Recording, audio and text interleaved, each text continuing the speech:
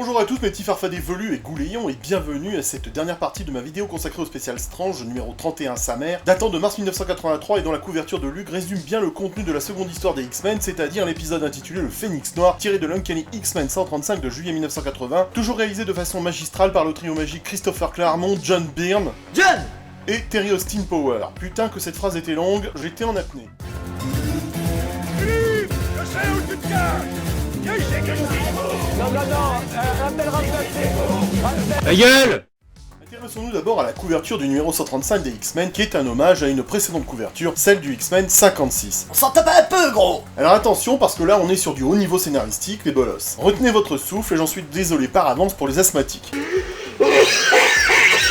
Miraculeusement, les X-Men survivent à l'explosion du jet consécutif au pétage de câble de Phoenix, ou plutôt devrais-je dire du Phénix Noir. Toutefois, leur tentative pour empêcher Jean de les attaquer échoue, et elle leur pète le stick facilement avec ses capacités de niveau cosmique. Une réaction ? Je passe. Du côté du club des damnés, Sébastien Shaw, qui est en train de se remettre les pommes de pain à l'endroit, après sa déculottée, reçoit le soutien du sénateur américain Robert Kelly, invité à la fête ce soir-là. On ne sait pas vraiment quel est le lien entre les deux hommes, mais on sent qu'ils se sont rencontrés sur LinkedIn. LinkedIn, mais c'est quoi ça? C'est un réseau social où tu dis des trucs nazes, genre j'ai fait un voyage en Inde, j'ai trouvé l'inspiration là-bas ils ont rien, mais ils ont tout dans le cœur, enfin ce genre de conneries là, voilà. Ça c'est LinkedIn. C'est véritablement la première apparition du sénateur, même si on en a parlé auparavant. Shaw recommande à Kelly, pleine de grâce, d'utiliser ses relations avec le gouvernement pour redémarrer le programme Sentinelle, afin qu'il puisse traquer des mutants dangereux. En fait, Shaw n'a pas accepté de se faire mettre en PLS, comme disent les Millennials, et pour les gens normaux de notre génération, on se contentera de dire sans arrogance qu'il n'a pas accepté la défaite et espère bien se venger des X-Men. C'est un sale con. Avant que les deux hommes puissent discuter davantage, ils découvrent avec effroi qu'un phénix géant remplit le ciel. Sa signature énergétique part dans l'espace, et Thomas Pesquet se le serait certainement pris dans l'œil s'il avait été dans l'espace à cette époque-là. Cette signature énergétique est captée par les appareils de Mister Fantastic, le sens de l'araignée de Spider-Man, et les sens mystiques du Docteur Strange, mais aussi la conscience cosmique du Silver Surfer. Faut dire le surfeur d'argent, on est en France. Et ça ne va pas plus loin que ça. Ils constatent les faits, mais ils ne font rien de plus. Et tu voulais qu'il fasse quoi? Bah, je sais pas, la moindre des choses, c'est d'enquêter sur ce phénomène, non? Je parle pas pour l'araignée, mais pour les autres, c'est quand même leur job. Dans l'espace, le Phénix Noir tourne autour du Soleil et utilise sa gravité pour se projeter hors du système solaire et dans une porte des étoiles qu'elle évoque. Cela l'envoie dans le système de Barry, qui fait partie de l'Empire Chayar. Son objectif est de revenir et d'entrer à nouveau dans le cristal de M'Kraan. Vous savez, ce cristal qui avait été vu dans le Spécial Strange numéro 16. Et alors, pourquoi vouloir y retourner? Pourquoi? Bah ça on ne le saura jamais. L'histoire indique qu'elle est poussée de manière compulsive à rentrer dans le cristal, mais la motivation n'est plus mentionnée durant tout le reste de l'arc narratif. Excepté une fois au chalet. En tout cas, le voyage a dépensé pas mal d'énergie et Phoenix a soif de plus de puissance. Elle reconnaît que pour l'instant, elle a encore des limites. Au final, elle se sustente, et c'est pas facile à dire, avec l'étoile du système Barry, la faisant devenir Nova, et elle anéantit toutes les créatures vivantes de la planète en orbite autour d'elle. Tu te rends pas compte que c'est du fascisme? Pour faire simple et concret, elle leur a atomisé la cuve à jus. Oh bah c'est un chouette trait d'esprit ça. Un vaisseau amiral Chayar à proximité est témoin de cet acte de génocide et il riposte. Mais le Phénix Noir s'avère trop puissant pour que même un navire de guerre Chayar puisse y faire face. L'impératrice Lilandra est réveillée par la nouvelle et assiste à la destruction du vaisseau amiral par Phoenix. Lilandra considère sombrement qu'il doit faire face à cette menace, quel qu'en soit le prix, car elle peut menacer toute l'existence. De retour sur Terre à l'école de Xavier et les X-Men se demandent ce qu'ils vont faire ensuite. Scott, qui a toujours sa relation télépathique avec Jean, dit à ses camarades X-Men que Jean revient sur Terre et qu'elle a faim. Regardez la tronche de Cyclope sur cette dernière image, il flippe grave sa mère. Depuis qu'il connaît l'étendue des pouvoirs du Phénix, il est à deux doigts de faire dans son falzar. Mais comment lui en vouloir de perdre son sang-froid, comme le dirait un hémophile? Quand tu dis hémophile, tu parles de ceux qui aiment le groupe Evanescence? Mais au fait, pourquoi elle revient sur Terre? Bah ça non plus on ne le sait pas. Bon, on admettra que les dessins cosmiques du Phénix sont impénétrables et qu'ils échappent à notre logique humaine. D'ailleurs, avons-nous besoin d'en savoir plus? Voulez-vous en savoir plus? Non. Mais ce qui est certain, c'est que cet épisode 135 est d'une importance capitale dans la suite des événements, que ce soit dans l'arc narratif ou dans les relations au sein de l'équipe artistique. Répète.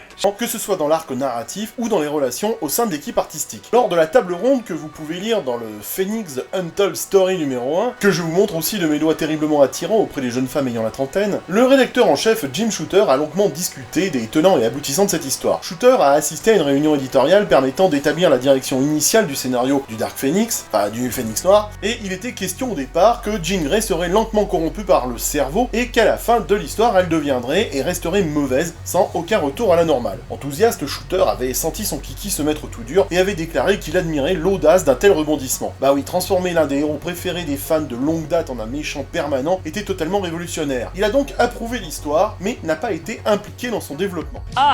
Cependant, et je continue à dire que ce mot cependant est nul, Shooter a pété un câble lorsqu'il a lu la séquence dans laquelle le Phénix Noir a exterminé une planète entière avec ses 4 milliards de personnes. Quelle indignité. Consterné par la nature même de cet acte, il a donc décidé de s'impliquer davantage dans la création de l'histoire à venir. Il était hors de question qu'il se refasse mettre un doigt dans le fion en toute impunité par ces artistes en roue libre. Il semblerait que ce soit John Byrne qui ait foutu la merde. John! Puisqu'au départ, il était question avec Claremont de détruire une planète inhabitée, mais au dernier moment, Byrne aurait dessiné l'acte génocidaire. Et du coup, tout cela a foutu en l'air ce qui avait été écrit à l'origine, puisque non génocidaire d'un point de vue moral, Jean Grey allait survivre, mais être déchargé de son pouvoir et de sa responsabilité dans la conclusion de l'histoire. Y'a de quoi s'y perdre. Mais après le génocide de Byrne, Shooter a estimé que l'étendue des actions du Phénix Noir dans ce numéro méritait une conclusion plus forte et a déclaré qu'elle devait mourir. Vous pourrez lire ça dans cet excellent Untold Story publié par Scénic dans le X-Men Saga numéro 17. En joie. Bon, je vais être honnête avec vous, je me tape des longs débats des fans qui discutent pour savoir si Byrne a eu raison ou non. Donc viewer, arrête tes salades, César. Je me cogne de savoir si le gros Byrne dans cette affaire a été un peu cavalier sans cheval. Le cheval, c'est génial.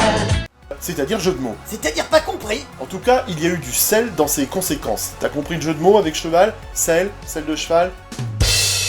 T'as compris? Non.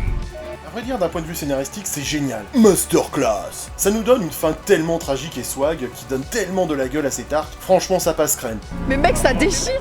Je vous rappelle que c'était une époque où les héros mouraient en pagaille. Warlock en 77, Drax et Captain Marvel en 1982. C'était la mode à l'époque. Souvent des hommes d'ailleurs, ce qui soit dit en passant est normal. Les femmes vivent plus longtemps que les hommes. Vous en doutez? Eh bien, faites la comparaison entre Jeanne Calment et le petit Grégory. C'est vrai que vu sous cet angle...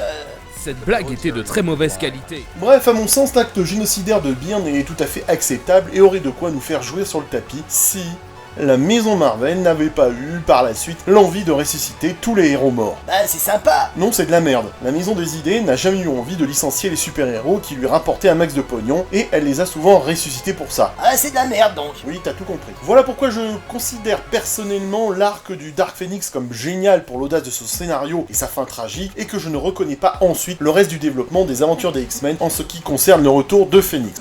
Ça, c'est ton opinion personnelle. Ça m'a trop gavé et ça m'a même fait arrêter la série. Bien sûr, ça n'engage que moi, mais moi j'ai trouvé ça très nul de ressusciter Phoenix. Master chiasse. Personnellement, je ne retiens que cet incroyable arc narratif sur le Phénix Noir et la longue et inexorable chute de Jean vers sa fin terrible, qui font de ce récit chiadé, et ça n'engage que moi, l'un des meilleurs récits de super-héros de tous les temps, indémodable, bref, c'est plus beau que le sexe, comme on a coutume de dire dans le Médoc, et c'est un récit qui déchire sa race, auquel j'ajoute volontiers l'arc narratif de Days of Future Past en 1981. En joie. Normal, c'était Byrne et Claremont, deux grosses têtes de cons insupportables par leur ego surdimensionné, ayant tendance à considérer les autres artistes comme des sous-hommes, comme le disait ce blagueur de George Fresh, quel déconneur alors celui-là. Rire de droite. Mais c'est lamentable. Qu'est-ce que vous connaissez à la culture allemande?